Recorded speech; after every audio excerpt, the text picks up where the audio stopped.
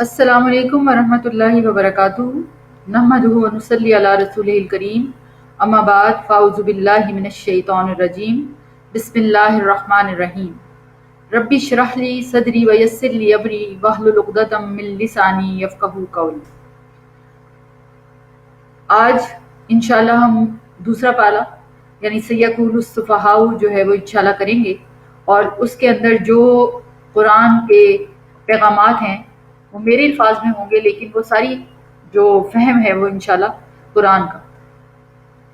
اس پارے کا آغاز ہوتا ہے جس آیت سے، اس میں پہلا ورڈ جو آتا ہے سیقول السفہاء، کہ عنقریب بے وقوف لوگ کہیں گے۔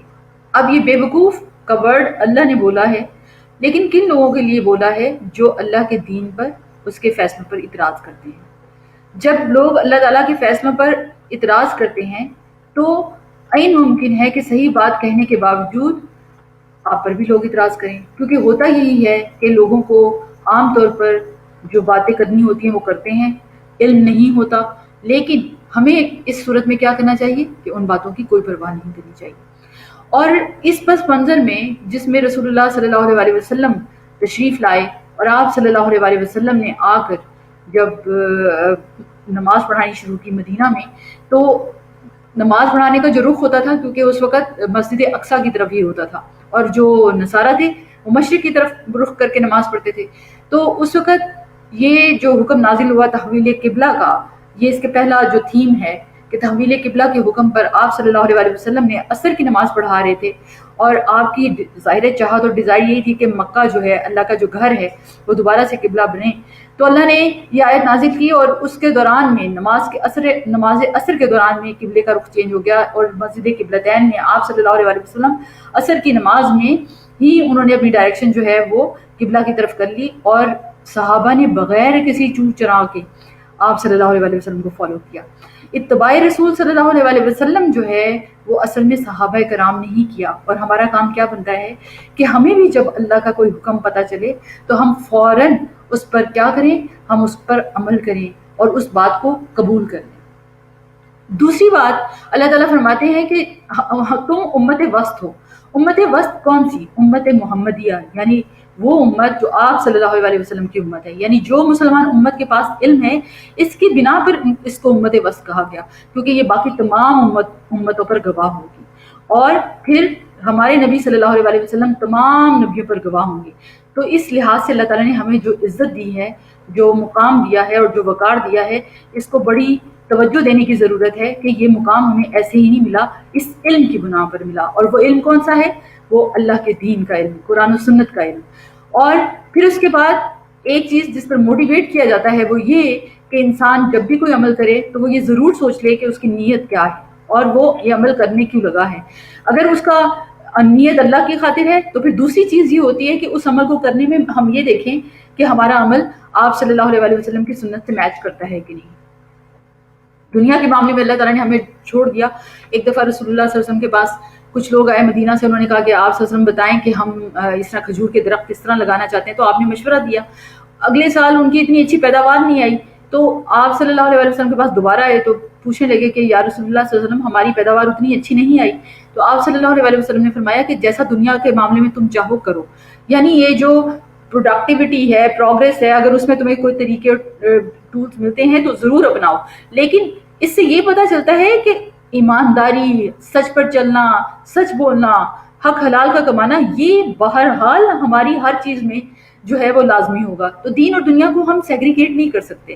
سب سے بڑا مسئلہ آج مسلمانوں کا یہ ہے کہ جب بھی کوئی بات کرو تو وہ یہ کہا جا رہا ہوتا ہے کہ یہ دین میں ہے یا دنیا میں۔ بات یہ ہے کہ دین بیس ہے اور اس کے اوپر دنیا کو کھڑا کرنا ہے، حق حلال کمانا ہے، چاہے ڈاکٹر بن کے کمائیں، چاہے نرس بن کے کمائیں، چاہے انجینئر، چاہے موچی، چاہے آپ کوئی بھی پروفیشن کریں، لیکن حلال رزق ہونا چاہیے۔ یہ دین ہے۔ آپ کس طرح علیحدہ کر سکتے ہیں کہ میں ڈاکٹر ہوں لیکن میں حلال کے ساتھ میرا کوئی تعلق نہیں ہے؟ تو دین اور دنیا کی جو انٹیگریشن ہے اس کو ہم علیحدہ نہیں کر سکتے، اور اصل میں اللہ ہم سے چاہتے بھی یہی ہیں۔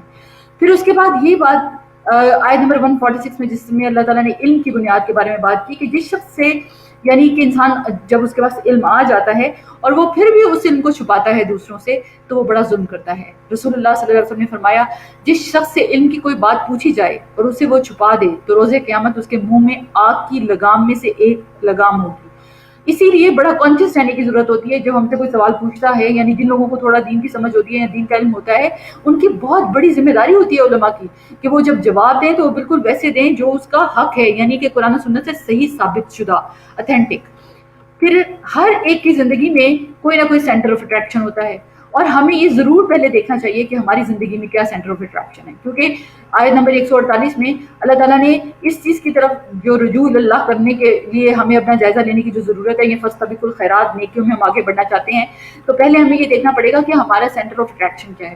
آج کے دور میں مجھے ایسے لگتا ہے کہ اگر ہم اپنا اسیسمنٹ کریں تو ہر بندے کا سینٹر آف اٹریکشن یہ موبائل فونز ہیں۔ ذرا سا کوئی ریلیکس کرنا چاہتا ہے، وہ یہ سمجھ رہا ہوتا ہے کہ موبائل فون میں پکڑ لوں گا تو اس کے ذریعے سے مجھے ریلیکسیشن ہو جائے گی۔ غور کرنے کی بات ہے کہ ہم نے جو پچھلی آیات میں بھی پڑھا کہ جو ایمان والے ہوتے ہیں اور جو واقعی میں اللہ کا قرب پانا چاہتے ہیں، ان کا دل اس طرح کی مجلسوں میں لگتا ہے جہاں اللہ کی باتیں ہوں، جہاں قرآن کی دعوت ہو، جہاں پر قرآن کا ذکر کیا جا رہا ہو، جہاں قرآن کے احکامات بیان کیے جا رہے ہوں۔ آج کا اگر آپ کی ورڈ دیکھیں تو وہ فاستبقوا الخیرات، یعنی نیکیوں میں دوڑنے والے۔ نماز کا وقت ہوا تو پہلے نماز کے لیے اٹھیں گے۔ اگر ان کا معاملہ یہ ہے کہ وہ کوئی بھی نیکی، صدقہ اور خیرات کی بات ہو رہی ہے تو اللہ جتنی بھی توفیق دے اس میں صدقہ کرنے کی کوشش کرنا، مال سے، جان سے، وقت سے، مشورے سے، اچھی بات سے، یعنی یہ سارا کچھ لب لباب جو ہے وہ آیت 148 تک جو ہے اللہ تعالیٰ یہ چاہتے ہیں کہ ہم نیکیوں میں جلدی کریں، آگے بڑھیں۔ اسی طرح سے آیت 149 سے جو مسئلہ نکلتا ہے وہ یہی کہ اس میں علماء کا اتفاق ہے کہ ہر کوئی شخص جب نماز پڑھے تو فرض نماز کے لیے قبلہ رخ ہوگا، لیکن نفل کے لیے یہ لازم نہیں، کیونکہ رسول اللہ صلی اللہ علیہ وسلم جب نفل نماز پڑھتے تھے تو ڈائریکشن جب قبلے کی طرف ہوتی تو اس وقت اس کو شروع کر لیتے نیت کو، اور پھر بعد میں اونٹنی جس طرف بھی رخ کر لیتی، لیکن یہ لازمی ہے کہ اگر کسی نے فرض نماز پڑھنی ہوگی تو وہ سواری سے اتر کر پڑھے گا۔ اور پھر اس کے بعد علم کی خشیت کا ذکر آیا، یعنی علم والوں کے اندر ہی اللہ کا خوف ہوتا ہے۔ اچھا، خشیت اللہ کا وہ خوف ہوتا ہے جس کی وجہ سے انسان کا پورا جسم اس کا اظہار کرے، یعنی نماز میں خشوع سے مراد یہ ہے کہ جب ہم نماز پڑھیں تو ہماری حرکتیں جو ہیں وہ بالکل رکی ہوئی ہوں، اور جب ہم نماز پڑھ رہے ہوں تو ہمارا نماز میں پورا دھیان اللہ کی طرف ہو اور ہمارے جسم پر اس کا اظہار بھی ہو رہا ہو۔ نماز میں خشیت کے ساتھ ساتھ متقیوں کی زندگیوں میں خشیت ایک بہت بڑا امپورٹنٹ پارٹ ہوتا ہے، یعنی عاجزی اختیار کرنا ساتھ ساتھ، یعنی ان کے اندر تکبر کسی طرح نہیں ہوتا، بلکہ کیا ہوتا ہے کہ وہ ہر طرح اللہ کے سامنے عاجزی اختیار کرتے ہیں۔ اب آپ یہ دیکھیے کہ جب ہم نماز کے وقت میں، نماز کا وقت آ گیا تو پھر ہم جہاں پہ بھی ہوں، کسی پبلک پلیس پہ ہوں یا کسی پارٹی یا گیدرنگ میں، پھر نماز پڑھنے سے کبھی نہیں شرمانا چاہیے۔ اسی طرح سے آپ دیکھیں جو لوگ حجاب کرتے ہیں یا حلال مال کمانے کی بات کرتے ہیں، کئی دفعہ لوگ ان کو کہتے ہیں کہ یہ تم کیا کر رہے ہو، تمہارا تو رشتہ نہیں ہوگا۔ لڑکیوں اور لڑکوں کو اکثر یہ لگتا ہے، لیکن کبھی آپ دیکھیں کیا سارے وہ لوگ جنہوں نے حجاب کیے ہوئے ان کے رشتے نہیں ہوتے، اور کیا جن کے حجاب نہیں ہیں ان سب کے رشتے ہو گئے؟ یہ تو کوئی کرائٹیریا نہیں ہے۔ اسی لیے لوگوں کی باتوں کی پرواہ کبھی نہ کریں، اپنے آپ کو اپنے رب کے سامنے رکھ کر جب سوچیں گے تو آپ فیصلہ کر سکیں گے۔ اور ایک اور میں نے جو چیز ہمیشہ انالائز کی ہے، اور میں خود بھی یہ دیکھتی ہوں کہ جو کانفیڈنس انسان کا اللہ کے سامنے خالص یا اللہ کے ساتھ تعلق سے آتا ہے وہ لوگوں کے ساتھ نہیں آتا، کیونکہ لوگ اگر ڈی مورلائز کریں، لوگ اگر لیٹ ڈاؤن کریں تو اس سے کوئی فرق نہیں پڑتا، کیونکہ جو لوگ آ جائیں یہ کل آپ سے کہیں گے کہ ہم آپ جیسا بننا چاہتے ہیں، لیکن یہ وقتی جو ٹیسٹ ہوتے ہیں وہ انسان کے اپنے عمل کے لیے ہوتے ہیں، کبھی اس کا نفس اس کو تنگ کرتا ہے اور کبھی باہر کے لوگ۔ حالانکہ دنیا میں کامیابیاں ساری کی ساری جو ہیں وہ حرام کرنے والوں کو نہیں ملتی، اور یہ بھی یاد رکھیں کہ کبھی بھی جو حجاب نہ کرتا وہ بہت کامیاب نہیں ہے اس لحاظ سے، لیکن دنیا کی باتیں سن کے انسان اپنے آپ کو رکتے ہیں کہ نہیں جی ہم لوگوں کی باتوں کی پرواہ، تو لوگوں کی باتوں کی پرواہ کریں گے تو کبھی بھی خوش نہیں رہ سکتے۔ پھر اسی آیت نمبر 151 میں اللہ تعالیٰ نے نبی صلی اللہ علیہ وسلم کے جو 4 رولز بتائے، یعنی رسول اللہ صلی اللہ علیہ وسلم کی زندگی جو گزری اور کس طرح انہوں نے پریچنگ کی، تو اس میں پہلا کام جو آپ صلی اللہ علیہ وسلم کرتے تھے وہ تلاوت قرآن کرتے تھے، کتاب کی تعلیم دیتے تھے، حکمت کی تعلیم دیتے تھے، اور پھر تزکیہ کرتے تھے۔ تزکیہ کا مطلب کیا ہوتا ہے کہ انسان ہر بری چیز کو چھوڑتا چلا جائے اور ہر اچھی چیز کو اپناتا چلا جائے۔ آپ صلی اللہ علیہ وسلم کے امتی ہونے کے ناطے ہمارا یہ مشن ہونا چاہیے کہ ہم بھی اس قرآن کے ذریعے سے لوگوں کو اللہ کی ہدایت کی طرف بلائیں، اور ان سب چیزوں کا مطلب بھی یہی ہے کہ ہم اپنی اصلاح اور اپنا تزکیہ کرتے جائیں۔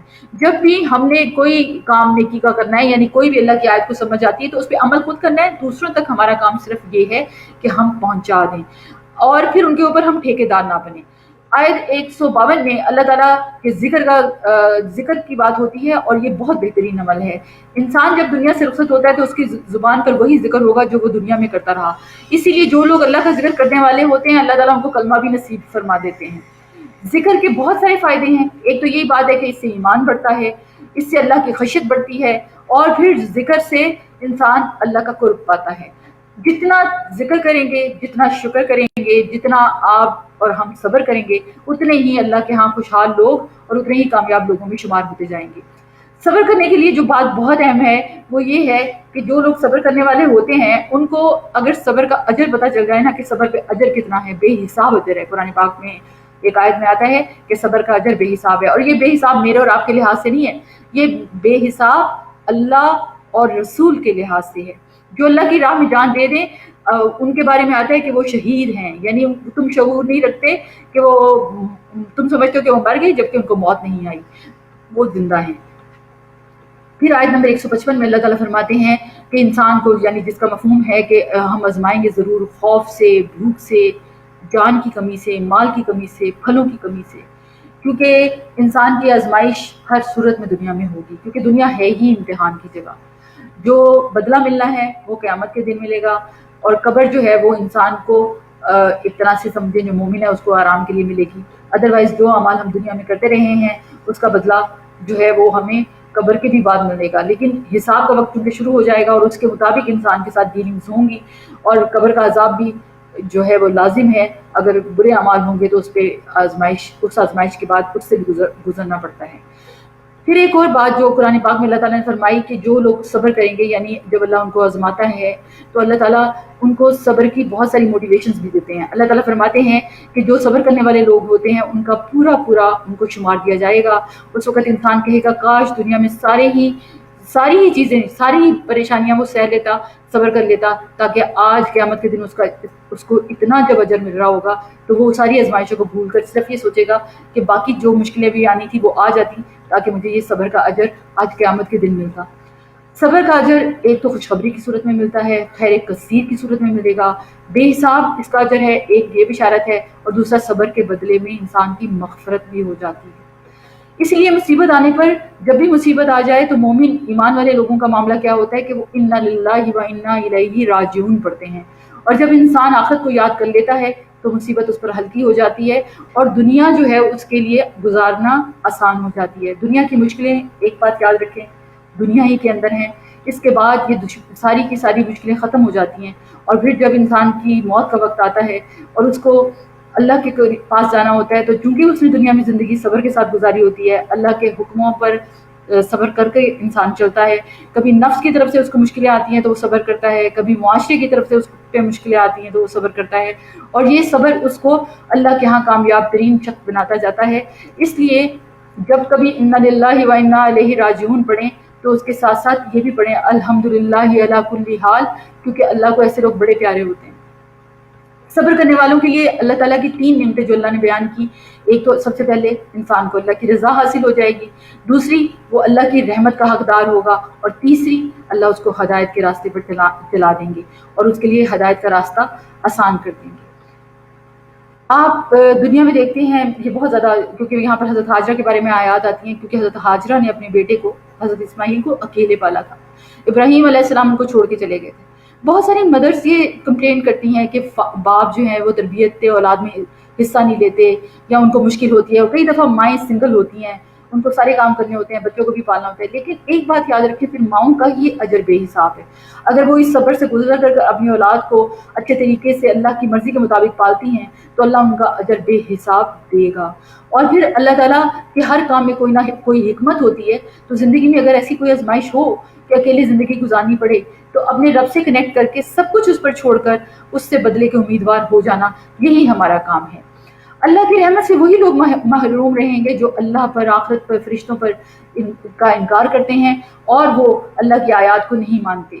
اللہ نے قرآن پاک میں جگہ جگہ جس چیز کا سب سے زیادہ ذکر کیا وہ توحید ہے، یعنی اللہ کے ساتھ کسی کو شریک نہ کیا جائے، اور اللہ کے ساتھ شریک نہ کرنے میں اللہ کی صفات، اللہ کی ذات اور اللہ کی الوہیت کا ذکر آتا ہے، کیونکہ باقی ساری چیزیں جو ہیں وہ معاف ہو سکتی ہیں۔ ان الشرک لظلم عظیم، ایک تو شرک سب سے بڑا ظلم ہے، اور دوسری بات ان اللہ لا یغفر ان یشرک، کہ اللہ تعالیٰ شرک کو معاف نہیں کرے گا، اس کے علاوہ جس چیز کو چاہے اللہ معاف فرما دیں گے۔ آیت 165 میں مخلوق کی محبت، چاہے وہ آسمان اور زمین کی ہو، چاہے کسی انسان یا کسی بت کی ہو، یہ سب کی سب اصل میں شرک کی طرف انسان کو لے جاتی ہیں۔ اس لیے ہم سب کو اس قرآن کو سمجھتے ہوئے یہ غور کرنا چاہیے کہ کہیں ہمارے دلوں میں تو یہ محبتیں نہیں بیٹھی ہوئی، کیونکہ دیکھیے میں ایک دفعہ میں نے اپنی فرینڈ سے کہا کہ مجھے لگتا ہے کہ تمہیں سب سے زیادہ محبت اپنے شوہر سے ہے، تو وہ کہنے لگی کہ نہیں ایسا نہیں ہے، مجھے اللہ سے ہے۔ میں نے کہا مجھے تم سے ملتے ہوئے ہمیشہ یہ احساس ہوتا ہے، تو شوہر سے بھی محبت اللہ کی خاطر کرنی ہے، یہ بات بہت اہم ہے۔ اولاد سے بھی محبت اللہ کی خاطر کرنی ہے۔ جب انسان اس محبت کو طریقے پر لے آتا ہے تو دنیا کی ہر چیز اپنے ڈسپلن میں آ جاتی ہے، پھر ہم اولاد کا خیال رکھتے ہیں، ان کا دھیان رکھتے ہیں، لیکن ہمارا توکل اللہ کی ذات پر ہوتا ہے۔ ہمیں اولاد کی تربیت کرتے وقت بھی یہ فکر نہیں ہوتی کہ بھئی ان سے ہم نے کچھ بدلہ لینا ہے، کیونکہ ہمارا سارا بدلہ تو ہمارے رب نے ہمیں دینا ہے۔ اور اس سے یہ پتہ چلتا ہے، جب ہم یہ کہتے ہیں نا کہ دیکھو میں نے تمہارے لیے ساری زندگی قربان کر دی، میں نے تمہارے لیے اتنی قربانیاں دی، میں نے یہ کیا وہ کیا، تو اصل میں پھر ہم نے اللہ کے لیے نہیں کیا، پھر ہم ان بچوں کے لیے کر رہے ہیں۔ تو بچوں سے ایکسپیکٹیشن یا کسی سے بھی ایکسپیکٹیشن نہیں لگانی، توقع رکھنی ہے تو صرف اپنے رب سے رکھنی ہے، اور یہی اصل میں اللہ کی محبت کا دنیا میں انسان کی پرسنالٹی میں ایک مکمل اظہار ہے۔ اس لیے ان باتوں پر غور کرنے کی ضرورت ہے کہ ہم اللہ سے محبت زیادہ کرتے ہیں یا کسی اور چیز سے تو نہیں، کیونکہ مجھے ایسے لگتا ہے کہ ہم عورتوں میں جو سب سے بڑی آزمائش ہے نا وہ یہ کہ ہمیں اولاد سے بھی بہت زیادہ محبت ہوتی ہے، اور مردوں کی سب سے بڑی آزمائش مجھے مال لگتا ہے کہ وہ مال کی طرف جو ہے وہ بہت زیادہ فوکس کرتے ہیں۔ اور ڈاکٹر اسرار احمد تو یہ کہتے ہوتے تھے کہ آج کی دنیا میں مرد کے لیے سود سے بچنا اور عورت کے لیے پردہ کرنا یہ دنیا کا سب سے مشکل کام ہے۔ آیت 167 میں 167 میں اللہ تعالیٰ نے جو مواقع بیان کیے وہ 3 طرح سے ہیں کہ حسرت کے 3 مواقع ہیں۔ ایک وہ وقت ہوگا جب انسان کی موت آئے گی، دوسرا جب وہ قبر میں ہوگا، اور تیسرا جب آخرت میں ہوگا۔ دیکھیں دنیا میں اگر کوئی امتحان فیل ہو جائے تو پھر بھی موقع ہوتا ہے کہ آپ دوبارہ دے سکتے ہیں، لیکن جب انسان مر جائے گا تو پھر اس کے پاس تیاری کا کوئی موقع باقی نہیں رہے گا۔ اس لیے آج اس دنیا میں اتنی محنت کر کے اس قرآن سے ہدایت حاصل کرنے میں اگر ہم کوشش کر لیتے ہیں تو وہ دنیا میں تو ہے، لیکن قبر میں کوئی کسی کو قرآن پڑھانے نہیں آئے گا۔ اللہ تعالیٰ مطلب اس صورت کے ذریعے سے ہمیں یہ بھی بتانا چاہتے ہیں کہ ہم اس کے ذریعے سے ہدایت پانے کی نہ صرف کوشش کریں بلکہ ہم اس قرآن کو سیکھنے اور اس کو سمجھنے کے لیے اپنی جان لگا دیں۔ اس کے بعد آیت 168 میں اللہ تعالیٰ نے جو حکم دیا 68 سے لے کر 172 میں کھانے پینے کے بارے میں، کیونکہ حلال رزق کا ذکر اتنا زیادہ قرآن میں آتا ہے، اور یہاں پر اللہ تعالیٰ نے جو فرمایا کلو حلالا طیبا، اس میں 2 چیزیں آتی ہیں، ایک کھانا حلال ہو یعنی جو ذرائع ہیں کمانے کے وہ حلال ہو، اور دوسرا کھانا طیب ہو۔ طیب کے بارے میں 2 چیزیں آتی ہیں، ایک تو یہ کہ کھانا صاف ستھرا ہو ہائیجینک، اور دوسرا نیوٹریشیس ہو۔ اب جب میں یہ کہتی ہوں تو اس سے یہ مطلب نہیں ہے کہ یہ کھانا جو ہے نیوٹریشیس نہ ہو تو وہ حرام ہو جائے گا، مطلب یہ کہ یہ بھی قرآن کا حکم ہے کہ ہم سوچ سمجھ کر کھائیں کہ ہم کیا کھا رہے ہیں، ہماری کھانے کی نیوٹریشنل ویلیو کیا ہے، ہماری جو چیزیں ہیں ہم ان کو کس طریقے سے بہتر سے بہتر کرنے کی کوشش کر سکتے ہیں، کمانے کے لحاظ سے بھی اور کھلانے کے لحاظ سے بھی۔ اچھا اب میں یہاں پر جو بات کروں گی کہ مائیں بچوں کو چپس لے کے دے رہی ہوتی ہیں، بیکری کی چیزیں لے کے دے رہی ہوتی ہیں، اپنے تو شاید ہمیں ویٹ کی تھوڑی فکر ہوتی ہے تو ہم اپنے اوپر اس طرح کی چیزیں نہیں خرچتے، لیکن بچوں کو ہم سمجھتے ہیں کہ ان کو سب کچھ کھلایا جا سکتا ہے۔ سب سے پہلے مطلب مجھے ایسا لگتا ہے کہ ہم اپنے بچے کو بھی خراب خود کرتے ہیں، یعنی بچے کو جو بری عادتیں ہوتی ہیں وہ بھی ہم خود ڈالتے ہیں۔ مجھے ابھی تک یاد ہے کہ میرا بیٹا جب چھوٹا سا تھا تو اس کو کیچپ کی کوئی اٹریکشن نہیں تھی، اور میں اس کو پلیٹ میں چپس کے ساتھ کیچپ ڈال کے دیتی تھی کہ بھئی تم کھاؤ تمہیں مزہ آئے گا، لیکن جب اللہ نے سمجھ دی تو اس کے بعد یہ ہوا کہ بہت ساری چیزیں تو سمجھ آ گئی، اس کا تعلق عمر سے بالکل بھی نہیں ہے، کیونکہ دین جب آپ کو سمجھ آتا ہے تو پریکٹیکل لائف میں انہی چیزوں کو اپلائی کرنے کی ضرورت ہوتی ہے، اور آہستہ آہستہ کر کے پھر اب لائف اسٹائل کو ماڈیفائی کرتے کرتے کرتے الحمدللہ بہت ساری چیزیں ماڈیفائی بھی ہو گئی، لیکن شروعات ہم مائیں ہی کرتی ہیں۔ آیت بر بہت اہم آیت ہے، اس آیت کو آیت بر اس لیے کہا جاتا ہے کہ اس میں جو نیکیاں آپ کرنا چاہتے ہیں نا وہ ساری اس میں موجود ہیں۔ سب سے پہلے انسان کا عقیدہ درست ہو، ला इलाहा इल्लल्लाह मोहम्मद रसूलुल्लाह पढ़ने वाला, हकूकुल इबाद और हकूक अल्लाह का ख्याल रखने वाला इंसान हो। और इसमें खर्च करने के जो अल्लाह ने सिलसिले बनाए हैं उसमें सबसे पहले रिश्तेदारों पर खर्च करना, क्योंकि अल्लाह के नबी सल्लल्लाहु अलैहि वसल्लम की एक हदीस है कि जो सदका तुम अपने करीबी लोगों पर करोगे उसका अजर जो है वो ज़्यादा है। यानी और इसी तरह से अगर शौहर अपनी बीवी को भी नवाला खिलाता है तो ये भी सदके में आता है। तो सदके की जो वुसअत है वो बहुत बड़ी है, यानी बहुत ज़्यादा है। और इसको समझते हुए अगर हम सदका करते हैं, और सदका करके एक बात याद रखें, जब नेकी करते हैं यानी नेकी एहसान करते हैं, तो नेकी करके एहसान को कभी जताना नहीं, रियाकारी नहीं करनी, लोगों को दिखाने के लिए कभी ना इसको करें। और ये भी याद रखें कि अगर उसको करने के बाद आप जिसके ऊपर आपने एहसान किया आप औरों के साथ उसको डिस्कस करते हैं तो ये अजियत देने के मुतरादिफ है। तो इससे बेहतर है कि इसको ना किया जाए। यानी अगर उस बात को सिर्फ लोगों से डिस्कस, मैंने देखो इसके साथ ये नेकी की थी, मेरी काम वाली है, मैं उसको ये और ये देती हूँ, लेकिन ये तो जितनी छुट्टियां करती है, तो फिर इससे क्या होता है, नेकी ज़ाया हो जाती है। फिर उसके बाद अल्लाह ताला ने मस्कीन के बारे में और जो कमज़ोर लोग हैं उनको सदका करने का हुक्म दिया है। और फिर कसास की बात आती है कि कसास में ज़िंदगी है, यानी कत्ल का बदला कत्ल। और अगर कोई कत्ल से ज़्यादा कर देता है, यानी एक बंदे ने कत्ल को माफ़ किया, दियत ले ली, लेकिन क्या हुआ कि दियत लेने के बाद फिर उसने उसको कत्ल कर दिया, तो ये बहुत बड़ी ज़्यादती है, इससे बचने की ज़रूरत है। फिर आयत 180 में अल्लाह ताला ने जो वसीयत के बारे में अहकाम दिए हैं कि मुत्तकी लोग जो होते हैं उनका वो वसीयत करते भी हैं और वसीयत को पूरा भी करते हैं। वसीयत अल्लाह की तरफ से एक सदका है, माल को खैर में इस्तेमाल करना चाहिए। और एक बात याद रखें, जो कुछ भी हम दुनिया में अपने ऊपर लगा लेते हैं, खा लेते हैं, सदका कर देते हैं, पहन लेते हैं, यही माल अपना है। बाकी जो छोड़ कर जाएंगे वो वारिसों का है, वो उसके साथ क्या मामला करते हैं। इसलिए आज जो अल्लाह ने हमें दिया हुआ है उस माल को अच्छे से अच्छे कामों पे लगाएं ताकि बेहतरीन इन्वेस्टमेंट हो और ज़्यादा से ज़्यादा फ़ायदा हो। एक हदीस मैंने पढ़ी, एक हदीस जो मैं बताना चाहूँगी, एक शख्स जो अल्लाह की राह में सदका करता है, कुरान पाक में इसके बारे में आयात भी आगे आ रही हैं कि उसको बहुत अल्लाह ताला बहुत ज़्यादा बढ़ा कर अजर देते हैं, 700 गुना तक कुरान के मुताबिक आता है। लेकिन एक शख्स जो अल्लाह की राह में खर्च भी करता है और ख़ुद को भी अल्लाह की राह में लगाता है, दीन के कामों में लगाता है, तो अल्लाह उसको करोड़ों का अजर देंगे। यानी अल्लाह ताला के अजर की इंतहा नहीं होगी उस इंसान के लिए। फिर इसके बाद आयत नंबर 183 से 186, इन आयात को हमने इस्तक़बाल रमज़ान में भी डिस्कस किया था कि इसमें रोज़े के बारे में अहकाम है कि रोज़ा क़यामत के दिन कफ़ायत करने वाला भी है, रोज़े का अजर अल्लाह के ज़िम्मे है। और रोज़ा इंसान को अल्लाह ताला ने इसके बारे में फरमाया कि ये अपने मेरे लिए ख़ास है और ये मैं अपने बंदे को इसका अजर खुद दूंगा। आयत 184 में जो छोड़े गए रोज़ों के बारे में जो है गिनती पूरी करना लाजमी है। और रोज़े के फिदिये के बारे में हुक्म है, अगर कोई रोज़ा रख ही नहीं सकता, वो इतना बीमार है या उसके रोज़े रह गए हैं और अब बीमारी उसकी नहीं जाती या लाइलाज है, तो इस सूरत में फिर वो रोज़ों का फिदिया दे देगा।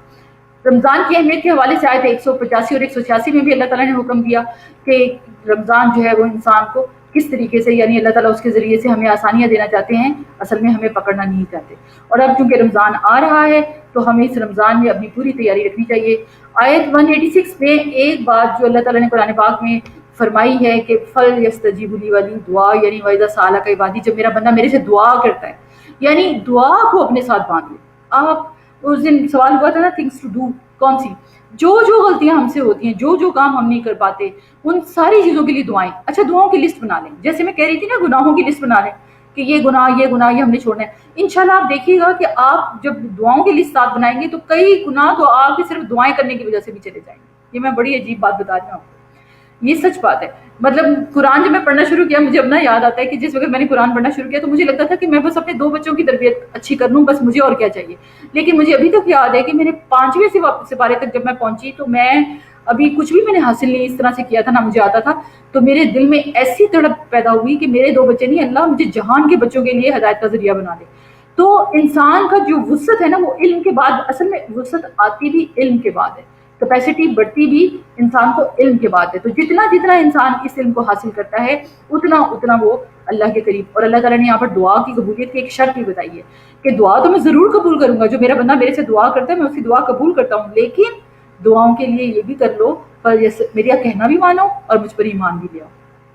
एक और बात दुआ के हवाले से मैं करना चाहूँगी कि दुआ के बारे में, दुआ कभी रद्द नहीं जाती। एक बात याद रखिए, दुआ या तो वो उसी तरह पूरी हो जाएगी जैसे मांगी गई, या फिर उससे बेहतर सूरत में मिलेगी, या फिर कुछ अरसे के बाद मिलेगी, या उस दुआ के बदले इंसान के بہت ساری مصیبتیں جو آنے والی تھی اللہ اس کو ٹال دیں گے، یا پھر دعا قیامت کے دن نیکی بن کے ملے گی.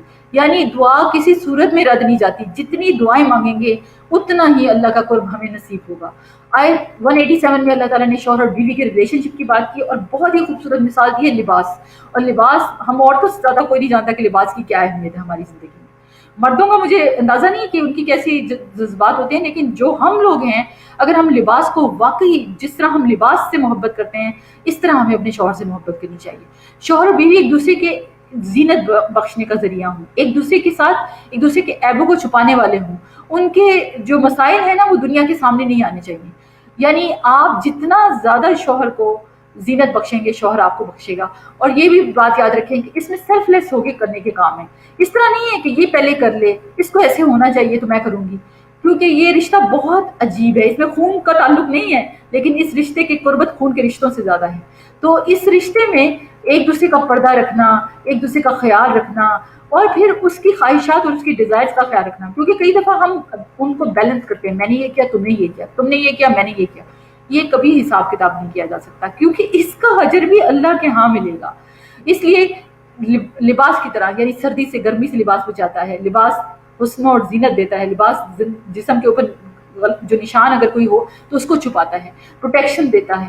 تو یہ ساری چیزیں جو ہے نا بالکل اس کو اپنے اور اپنے شوہر کے رشتے کے اوپر اس کو اپلائی کر کے اس کو اپنے آپ میں دیکھنا ہے کہ میرے اندر کون سی کمیاں ہیں جس کو مجھے دور کرنا ہے.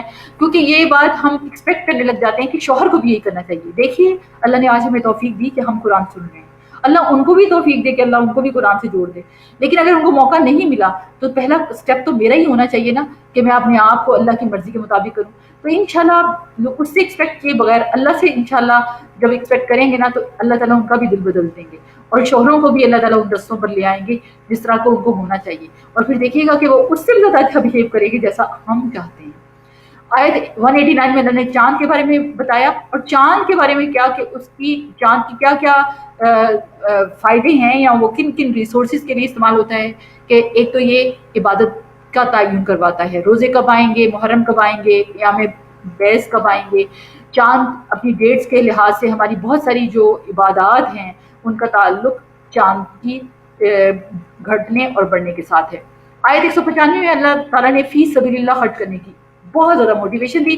اور خرچ کرنے کی کون کون سی جگہیں ہیں؟ سب سے پہلے یہ دیکھیں کیا اللہ کے دین کے لیے بھی کبھی خرچ کیا ہے؟ ضرور دیکھیں انفاق فی سبیل اللہ میں خرچ کرنا بھی ہمارا ہی کام ہے. اصل میں ہمیں پتہ ہی نہیں ہوتا، ہم ٹھیک ہے خرچ کرتے ہیں، اپنے جو بھی رمضان آ رہا ہے ڈسٹریبیوشن کریں. رشتہ داروں کو کیا دینا ہے، آپ نے ہمسایوں میں کسی کی مدد کرنی ہے، یا آپ کی ورک پلیس پہ کوئی ہے تو اس نے کسی کی مدد کرنی ہے. تو ان سب چیزوں کو دیکھتے ہوئے ہمیں یہ بھی دیکھنا ہے کہ اللہ کے دین کی جگہ کون سی ہیں، کون سی جگہ ہیں جہاں پر خالص اللہ کے دین کا کام ہو رہا ہے، سچائی کے ساتھ ہو رہا ہے، دین کے دفاع کے لیے کام ہو رہا ہے، دینی اداروں کی ترقی اور مضبوطی کے لیے کام ہو رہا ہے، دین کا علم حاصل کرنے والے بچوں کی فیسوں کو اسپانسر کرنے کے لیے. یہ بھی کچھ نہ کچھ ضرور رکھیں، کیونکہ یہ بھی اللہ کی راہ میں خرچ کرنا اللہ نے یہاں پر حکم دیا ہے، اور اس کا اجر بھی اللہ تعالیٰ خود سے دیں گے. آیت 197 میں حج کا حکم آتا ہے، اور حج ایک ایسی عبادت ہے جب انسان حج سے واپس آتا ہے تو وہ ایسے واپس آتا ہے حدیث کے مطابق جب اس کا حج مقبول ہو جاتا ہے جیسے ایک نو مولود بچہ. سبحان اللہ. اللہ ہمارے لیے حج اور عمروں کو آسان کر دے، اللہ اپنے گھر کے دروازوں کو ہمارے لیے کھول دے. اللہ تعالیٰ آیت نمبر 200 میں فرماتے ہیں کہ حج کے موقع پر جو دعائیں کرنے کی جو دعا سکھائی اور اس میں جس کا ذکر آتا ہے ربنا آتنا فی الدنیا حسنۃ وفی الآخرۃ حسنۃ وقنا عذاب النار. اور یہ دعا صرف یہ نہیں کہ بس تم اب دنیا مانگ کے آ جانا، نہیں، جب حج پر جاؤ تو اپنی آخرت اللہ سے اپنی مغفرت کروا کے واپس آنا، کیونکہ خسارے میں نہ جائے. حج زندگی میں ایک دفعہ فرض ہے، اور حج کی فرضیت کے ساتھ اس کو مناسک حج کے ساتھ پوری ایتھینٹسٹی کے ساتھ سیکھ کر جانا چاہیے، تاکہ جب ہم اللہ کے گھر میں جائیں تو ہمارا کوئی لمحہ بھی ضائع نہ ہو، اور جب ہم وہاں سے واپس آئیں تو ہم واقعی میں وہ انسان ہوں جو بخشا ہوا انسان، جو دنیا کو بھی نظر آئے کہ یہ تو کوئی اور انسان ہے، یہ تو وہ ہے ہی نہیں. ایسا چینج ہو ہمارے اندر. اور آیت نمبر 204 میں جس چیز کی طرف اشارہ کیا گیا ہے وہ یہی ہے کہ ایک تو اللہ تعالیٰ سے دعائیں کرتے رہنا، اور پھر اچھی صحبت بھی اختیار کرنے کا جو ہے نا ہمیں بتایا جا رہا ہے تاکہ ہماری اصلاح ہو سکے، کیونکہ اس کے بغیر انسان کی اصلاح نہیں ہو سکتی. آپ کا اگر دوست نیک راستے پر ہے نا آپ کے ساتھ، تو آپ کے لیے نیکیاں بہت آسان ہو جاتی ہیں. لیکن جب آپ کا دوست ایسا نہ ہو تو آپ اس کو انفلوئنس جب نہ کر پائیں تو الٹا اس سے انفلوئنس ہو جاتے ہیں. اس لیے ہمیشہ دوستی کے معاملے میں یہ بہت امپورٹنٹ ہے کہ لائک مائنڈیڈ کی بجائے اچھے لوگ جو کہ سچے لوگ ہوں ان کو دوست بنایا جائے. کیونکہ دوستی میں عام طور پہ ہمارا کرائٹیریا ہوتا ہے، میں نے یہ دیکھا نا، دوست دوست کے دین پر ہوتا ہے. اس بات کو جب آپ ذرا سے اینالائز کریں تو اصل میں ہمیں کون سے لوگ اچھے لگتے ہیں؟ جو ہمارے جیسے ہوتے ہیں. تو اگر ہم فرض کریں ہم اچھے نہیں ہیں، ہم اللہ کو پسند نہیں ہیں، تو ہمارے دوست بھی تو ویسے ہی ہوں گے. اس لیے پہلے اللہ کی پسند کا بننا پڑتا ہے، پھر اچھے دوست بھی ملتے ہیں. ادروائز کیا ہوتا ہے کہ انسان اسی طرح کے لوگ ڈھونڈتا رہتا ہے جیسا وہ خود ہوتا ہے. آیت 214 میں اللہ تعالیٰ نے جن چیزوں کا ذکر کیا ہے اس میں خاص طور پر کہ ایک بات جو بتائی گئی ہے کہ دینی معاملات میں جو ہمارے امتحان ہوتے ہیں ان آزمائشوں سے گزرے بغیر ہم اس میں کامیاب نہیں ہو سکتے، اور صبر و نماز کے ساتھ انسان جو ہے وہ اللہ سے مدد مانگے. یہ ایک لازمی حصہ ہے، کیونکہ ہوتا یہ ہے کہ ہمیں وہ چیزیں ناپسند ہوتی ہیں کئی دفعہ، اور اللہ کہتا ہے کہ وہ تمہارے لیے خیر ہے. اچھا، میں آپ لوگوں سے کہنا چاہ رہی ہوں کہ ابھی یہ ٹائم اگر ختم ہو جائے تو آپ نے اسی لنک پر دوبارہ کلک کر لینا ہے جو میں نے آپ کو بھیجا ہوا ہے، کیونکہ ریکر کر جائے گا. تو ٹائم سلاٹ ختم ہونے کا فکر نہ کریں کیونکہ ابھی ہونے والا ہے، لیکن جب ہو تو پھر اسی پہ ہم آپ واپس ری جوائن کر لیں اسی لنک کو کلک کر کے. آیت 217 میں اللہ تعالیٰ نے مرتد کی سزا جو ہے، یعنی جو اسلام سے پھر جاتا ہے اس کے سارے اعمال ضائع ہو جاتے ہیں. اور یہ مرتد ہونا جو ہے نا آج کے دور میں، میں کبھی سوچا کرتی تھی کبھی کوئی اسلام سے بھی پھر سکتا ہے، لیکن آج کل ایتھزم جو ایسی چیز آئی ہے جو ہمارے بچوں انگریزی اسکولوں کہ انہوں نے اتنا ڈر لگتا ہے اللہ سے کہ بچے اللہ کو نہیں مان رہے، رب کو رب نہیں مان رہے، رب کی معرفت نہیں ہے، گھروں میں کوئی بتانے اور سمجھانے والا نہیں تھا. انگریزی اسکولوں نے جو ماحول بنایا اس میں اللہ کی پہچان ختم کر دی اللہ ہی کو. تو ایتھزم کو کیا چیز آ گئی. اور مرتد کے بارے میں اللہ معاف فرمایا آتا ہے کہ اس کو قتل کر دیا جائے، استغفر اللہ. لیکن یہ قتل ہم اور آپ تو نہیں کریں گے، لیکن اللہ نہ کرے کہ ہمارے بچے اس میں مبتلا ہوں. اس لیے بہت زیادہ ضروری ہے کہ ہم اسپیشلی، اکثر تو میرے ساتھ اس وقت ڈاکٹرز بھی ہیں اور ٹیچرز بھی ہیں، کہ ہمارے بچے جو ہیں جو ہمارے سے ہو کر گزرتے ہیں ہم کم از کم ان کو جو بھی پڑھاتے ہیں، physiology, anatomy, bio chemistry, pathology, جو بھی پڑھاتے ہیں ہم ان کو اللہ سے ضرور کنیکٹ کروا دیں. کیونکہ اگر ہم نے یہ کام نہ کیا تو خالی ہماری ڈاکٹری نے کچھ نہیں کرنا. اس لیے اللہ سے ایک اور دعا بھی کرتے رہنا چاہیے، ربنا لا تزغ قلوبنا بعد اذ ہدیتنا وہب لنا من لدنک رحمہ. یہ بہت ضروری دعائیں ہیں جو ہمیں یاد بھی کرنی چاہیے، اور ہمیں آبجیکٹیوز رمضان میں بنا کر ان دعاؤں کو بار بار اللہ سے مانگنا بھی ہے. اور پھر اس کے بعد انک انت الوہاب، اور اللہ سے یہ بھی رضیت باللہ ربا وبالاسلام دینا وبمحمد نبیا، یہ بھی دعائیں جو ہیں ہمیں اللہ سے کرتے رہنا چاہیے. آیت 222 میں یعنی اللہ تعالیٰ نے جن لوگوں کا، یعنی جو لوگ توبہ کرتے ہیں دلوں کی پاکیزگی اور گناہوں سے پاکیزگی کا نام ہے اصل میں توبہ، اور اللہ تعالیٰ نے یہ جو توبہ کا حکم دیا اس سے ہمارے گناہ سارے دھل جاتے ہیں اور بندہ پاکی اور صفائی کی طرف آ جاتا ہے. آیت 223 میں عورت کو اللہ تعالیٰ نے جو فرمایا کہ یہ کھیت ہے، مطلب یہ کہ عورت سے ہی اولاد پیدا ہوتی ہے. اور عورت اگر نیک ہوگی، حدیث میں آتا ہے کہ تم جب شادی کرو یعنی نکاح کرو تو تم دیکھ لو 4 چیزوں میں سے سب سے پہلی چیز یہ دیکھو کہ وہ نیک ہو، کیونکہ نیک عورت بہترین متاع ہے دنیا کی. تو کرائٹیریا جو ہے حسن و جمال بعد میں، پہلی چیز یہ ہے کہ وہ نیک ہو، دوسری چیز یہ ہے کہ وہ حسب و نسب والی ہے کہ نہیں ہے، یہ دیکھو. تو کرائٹیریا اسلام نے اتنے کلیئر کٹ بتائے ہیں. لیکن کبھی آپ دیکھیں ہم اپنے بیٹے کی بیوی جب ڈھونڈنے جاتے ہیں تو ہم کیا دیکھتے ہیں؟ حسن و جمال، ڈگری، کوالیفیکیشن. لیکن یہ باتیں میں اس لیے کر رہی ہوں کہ اور اکثر دینی عورتیں ہی خاص طور پر دیکھیں جی میں چاہتی تو ہوں کہ بچی بہت اچھی ہو، با اخلاق ہو، ہاں لیکن وہ پردہ نہ کرتی ہے کیونکہ میرے بیٹے کو نہیں پسند. مطلب یہ کرائٹیریا کیا ہیں؟ یہ ڈبل سٹینڈرڈز اپنے اندر اگر ابھی تک رکھے ہوئے ہیں تو اسلام کیسے چلے گا؟ کیسے اسلام ہوتا ہے؟ اسلام کی اپلیکیشن میں تو یہ چیزیں نہیں آتی. ہاں اگر بچے کی شادی کہیں ہو جاتی ہے تو آپ اس کو پوری طرح سے اسلام کی طرف لانے کی پوری کوشش کریں، نہ کہ آپ پہلے سے یہ باتیں خود دوسروں سے کر رہے ہوں کہ وہ یہ چاہتا ہے، وہ یہ چاہتا ہے، تو پھر بتائے وہ کیا چاہتا ہے. لیکن آپ اپنی چاہت کو تو اللہ کی چاہت کے اوپر نہ کمپرومائز کریں نا، کیونکہ آپ کو تو اللہ ہی کے مطابق فیصلے کرنے ہیں. پھر ایلا کی بات آتی ہے کہ بیوی سے وہ جو تک کے تعلق کرتے تھے 4 مہینے تک قسم کھا لیتے تھے کہ اس سے میں تعلق نہیں رکھوں گا، اور پھر 4 مہینے سے پہلے رجوع کر لیا یعنی قسم توڑ دی تو پھر قسم کا کفارہ دینا پڑتا ہے. یہ طلاق سے پہلے کا حکم ہے جو لوگ کیا کرتے تھے اس کو ایلا کہا جاتا تھا. آیت 228 میں یہ بھی بیان کیا گیا کہ اللہ تعالیٰ نے یہ درجہ اللہ تعالیٰ نے رکھا ہے، نہ تو رسول صلی اللہ علیہ وسلم نے خود سے بتایا، نہ کسی اسکالر نے کہا، بلکہ اللہ نے یہ بتایا کہ اللہ کی تقسیم جو ہے وہ اللہ کی تقسیم ہے کہ بیوی پر شوہر کی اطاعت معروف میں لازم ہے، اور اللہ تعالیٰ کی بات کسی کی اگر اطاعت کرنی ہے تو وہ شوہر ہے. اور اس میں یہ بھی بات یاد رکھیں کہ شوہر کو بھی اس کے اپنے حقوق ادا کرنے ہیں.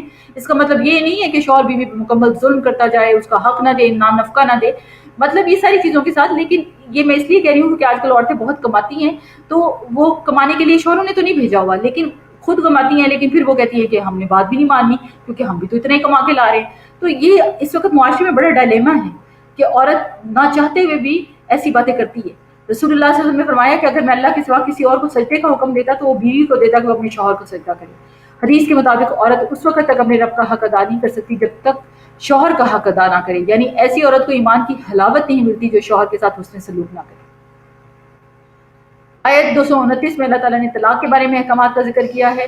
اور یہ بھی یاد رکھیں کہ عورت کے لیے بچے کو دودھ پلانا جو ہے وہ لازمی ہے، لیکن اگر وہ نہیں پلانا چاہتی تو وہ کیا کرے کہ وہ دودھ خود بیمار ہے، کسی مشکل میں ہے، تو وہ کسی اور سے دودھ پلوا سکتی ہے، کیونکہ بچے میں امیونٹی جو ڈیولپ ہوتی ہے وہ ماں کے دودھ سے ہی ہوتی ہے.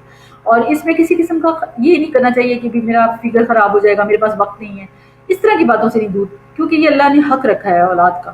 اور اگر ہم آج اللہ کے حکم کے مطابق اپنے بچوں کے حق نہیں دیتے، اصل میں حقوق اللہ اور حقوق العباد اسی کو تو کہتے ہیں کہ ہماری کتنی نیت ہے کہ ہم اللہ کی خاطر ان بچوں کا بھی حق پورا کریں.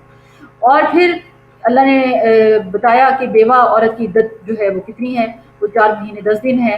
اور پھر آیت 237 میں اللہ فرماتے ہیں کہ معاف کرنا تقویٰ کے قریب ہے، یعنی تقویٰ کی علامت ہے. معاف کر دیں، غلطیاں ہوتی ہیں لوگوں سے، شوہروں سے، بچوں سے، لوگوں سے، معاف کر دیں.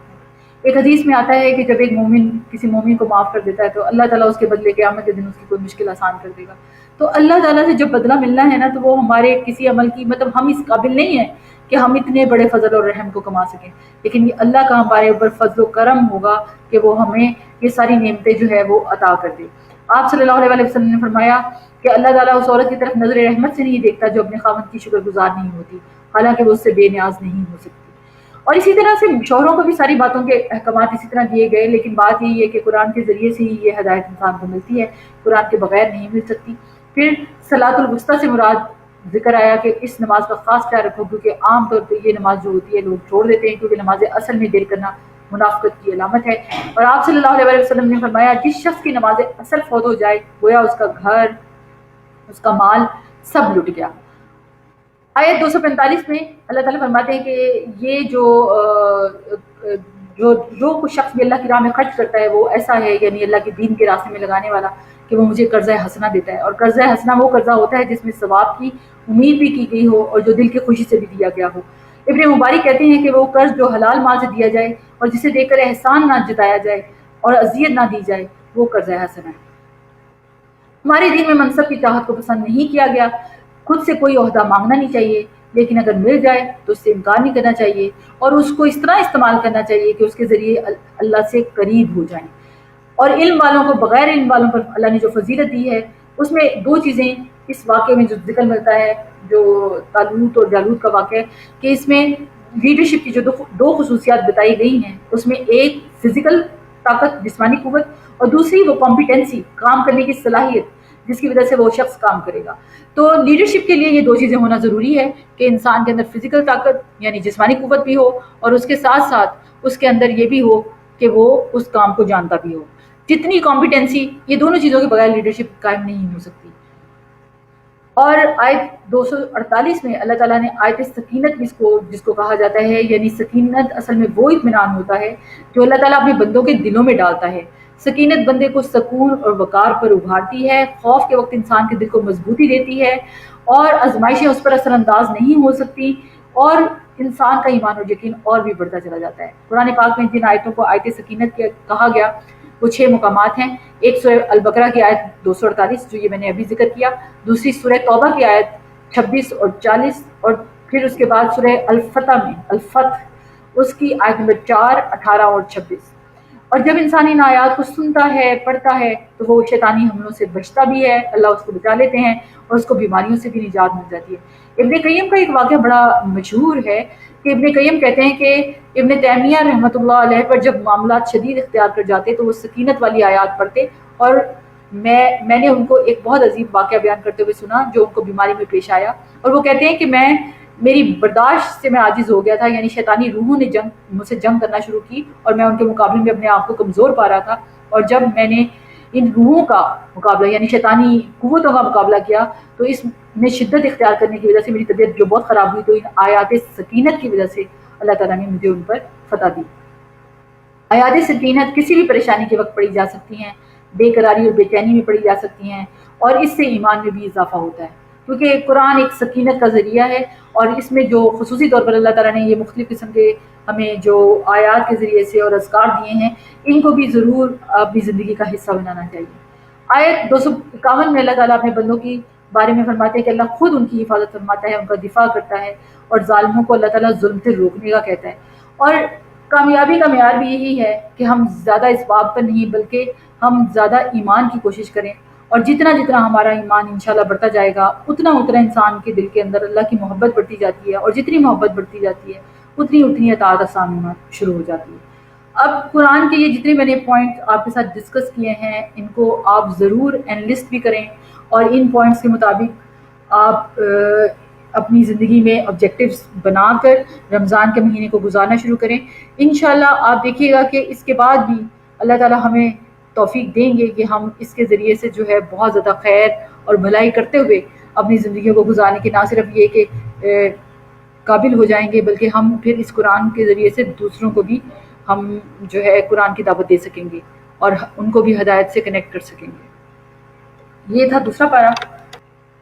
سورہ بقرہ کی یہ جو 251 آیت پہ دوسرے پارے کا جو اختتام ہو رہا ہے، یہاں تک جتنے بھی پوائنٹس تھے ان میں ڈسکشن کرنے سے جو چیزیں ہمارے سامنے آتی ہیں جو بہت امپورٹنٹ ہیں، ایک تو آیت نمبر 186 جس میں اللہ تعالیٰ نے فرمایا کہ اس میں تم اپنے اندر اپنے لیے یعنی کیا کرو، دعائیں مانگو. اور دعا مانگنے کے لیے جیسے کہ دعا مانگنے کے لیے ایک تو یہ بات بہت ضروری ہے کہ جب ہم اللہ سے دعائیں مانگتے ہیں تو دعا مانگتے وقت پھر کسی قسم کی کمزوری نہ ہو، یقین ہو، ایمان ہو اور یقین ہو. یعنی اللہ سے یہ نہیں دعائیں مانگیں کہ اگر اللہ تو یہ کرنا چاہتا ہے تو کر دے، نہیں، اللہ سے پورے یقین سے مانگیں، کیونکہ اللہ رب ہے، ہر چیز کو جانتا ہے، ہر چیز پر قادر ہے، اور وہ جب اپنے بندے کی دعا سنتا ہے تو اس کے بارے میں یہ بھی آتا ہے کہ اگر اللہ کو پوری کائنات کا نظام بدلنا پڑے تو اللہ بدل دیتا ہے.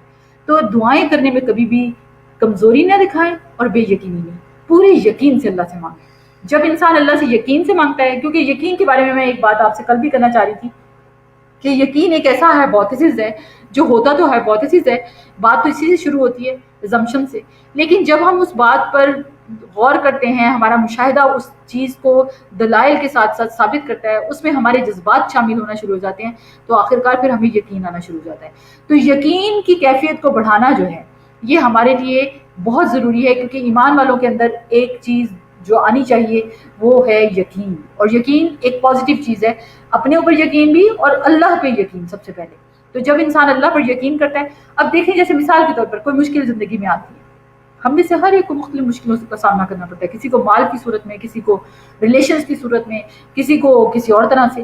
لیکن جب بھی کوئی مشکل آتی ہے تو اس مشکل کو ہم نے کیا کرنا ہوتا ہے، ہم نے اللہ سے دعائیں کر کے اور یقین کے ساتھ.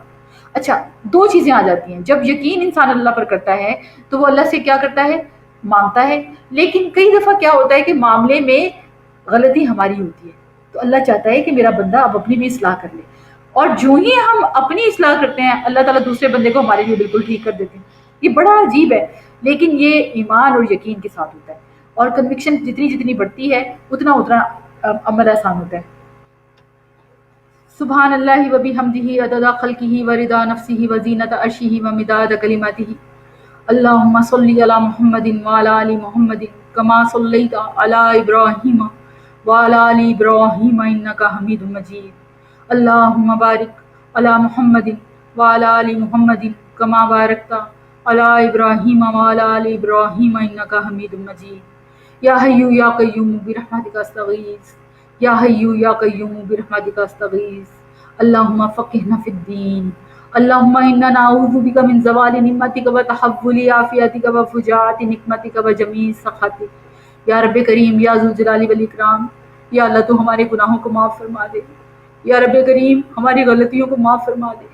یا اللہ جو کوئی بھی دنیا میں ہم نے غلط کام کیے، یا اللہ جو غلطیاں ہم نے جان بوجھ کر کی، انجانے میں کی، یا اللہ جو ہم سے ہو گئی یا اللہ ان سارے گناہوں پہ ہمیں معاف فرما دے. یا اللہ ہم بہت کمزور ہیں، یا اللہ ہم خطا کار ہیں، ہم قدم قدم پر پھسل جاتے ہیں. یا اللہ تو ہمیں اپنی رحمت سے تھام لے. یا اللہ تیرا وعدہ ہے کہ جب لوگ تیرا ذکر کرتے ہیں اس قرآن کے ذریعے سے تو ان کو اپنی رحمت سے ڈھانپ لیتا ہے، ان پہ سکینت نازل کرتا ہے اور ان کی بخشش کر دیتا ہے. یا اللہ تو ہماری بخشش کر دے. یا اللہ تو ہماری مغفرت فرما دے. یا اللہ یہ رمضان جس میں ہم داخل ہو رہے ہیں، یا اللہ اس رمضان کو ہمارے لیے عافیت بنا دے. یا اللہ اس رمضان کو ہمارے لیے اس بیماری کے خلاف عافیت بنا دے. یا اللہ اس رمضان کو ہمارے لیے مغفرت کا سب سے بڑا ذریعہ بنا دے. یا اللہ ہمیں اس کے ذریعے سے اپنے درجات پانے والا مومن بنا دے. یا اللہ ہمارے دلوں کو ہدایت کے لیے کھول دے. یا اللہ یہ وہ وقت ہوگی جس وقت یہ قرآن کی آیتوں سے جو ہم مطلب لیتے ہیں، یا اللہ یہ ہمارے عمل میں آ جائے. یا اللہ ہمیں تجھ سے محبت ہو جائے. یا اللہ تیری محبت سے اوپر کسی کی محبت نہ ہو. یا اللہ ہمیں اس قرآن کو اپنے لیے بھی عمل کی کتاب بنانے کی توفیق دے. اور یا اللہ اس قرآن کو ہمیں ساری دنیا تک، غیر مسلموں تک، یا اللہ جو اتنے لوگ بغیر اسلام کے مرتے جاتے ہیں، یا اللہ جن کے بارے میں ہم یہ بھی نہیں کہہ سکتے کہ وہ شہید ہیں، یا اللہ یا اللہ وہ وہاں پر جب جائیں گے تو کوئی ان کو کچھ پڑھانے والا نہیں. یا اللہ تو ہمیں معاف کر دے کہ ہم نے ان تک یہ پیغام نہیں پہنچایا. یا اللہ اس قرآن کو ان لوگوں تک پہنچانے والا بنا دے. یا اللہ ہمیں غیر مسلموں کو مسلمان کرنے والا بنا دے. یا اللہ تو ہمارے اعمال پر اپنی نظر نہ کر. یا اللہ تو ہمارے دلوں کی حالتوں کو جانتا ہے. یا اللہ تو ہم سے راضی ہو جا. یا اللہ اس وائرس جیسی وبا سے ہمیں بچا لے اور ہم سب کو اپنے اس مشن کو امتی ہونے کے ناطے جس کو تو نے امت وسط کہا ہے امت وسط بنا دے اور ہم ساری دنیا تک تیرے دین کو پھیلانے والے بن جائیں. یا اللہ یہ تھوڑی سی زندگی جو تو نے ہمیں دی ہے، یا اللہ اس میں برکت ڈال دے ہمارے وقت میں. یا اللہ ہمارے مال میں، ہمارے بچوں میں، یا اللہ ہمارے رشتوں میں. یا اللہ ہر چیز میں برکت ڈال دے اور ہم سے بہترین کام کروا لے. یا اللہ تو ہمیں نبی صلی اللہ علیہ وسلم کا سچا امتی بنا دے. یا اللہ قیامت کے دن نبی صلی اللہ علیہ وسلم کے ہاتھ سے حوض کوثر کا پانی پلوا دینا. یا اللہ ہم بہت کمزور ہیں. یا اللہ تو ہمیں معاف کر دے، ہماری خطاؤں سے درگزر کا معاملہ کر دے اور ہماری بخشش فرما دے. یا اللہ ہماری دعاؤں کو قبول فرما لے. یا اللہ ہمیں دنیا اور آخرت دونوں میں کامیاب کر دے. یا اللہ ہماری اولادوں کو ہمارے لیے صدقہ جاریہ بنا دے. یا اللہ تو ہمارے بچوں کو نیکی اور خیر کے راستے پر چلنا آسان فرما دے. یا اللہ ان کے دلوں میں ایمان اور ہدایت بھر دے. یا اللہ تو ہم پر رحم فرما دے. یا اللہ تو ہمارے والدین کی بخشش فرما دے. یا اللہ ان پہ رحم کر.